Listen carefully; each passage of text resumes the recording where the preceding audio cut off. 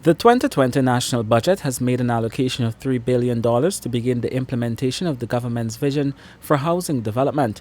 According to Minister of Housing and Water Collin, this allocation will be utilized for various activities, including land preparation for new housing schemes. So I'm very happy of our first budget. This will help us because as we've announced that we pursue the housing drive in an aggressive manner. And so this certainly will kick off that process. We have, for example, in this budget, the preparation for our first 10,000 allocation. That is in the phase one, because we are in the last quarter, that is for clearing of a number of land area and access bridge so that we can start access the land area so that we can do other infrastructure work commencing in the new year. He anticipates that these works will commence in the new year, but also high on the government's agenda is infrastructural development in existing housing schemes. The other aspect has to do with the construction of a number of homes catering for the young professionals.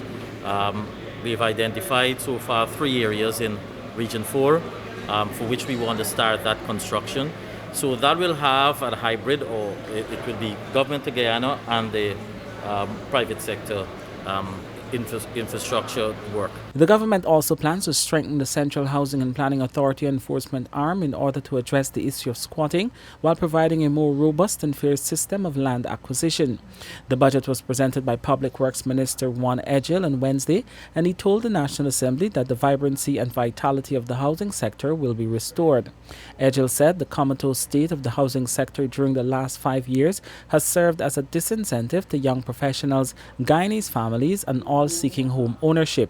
He criticized the coalition, saying that the Central Housing and Planning Authority, rather than being a catalyst of development, was made to be almost paralyzed due to poor policy directions.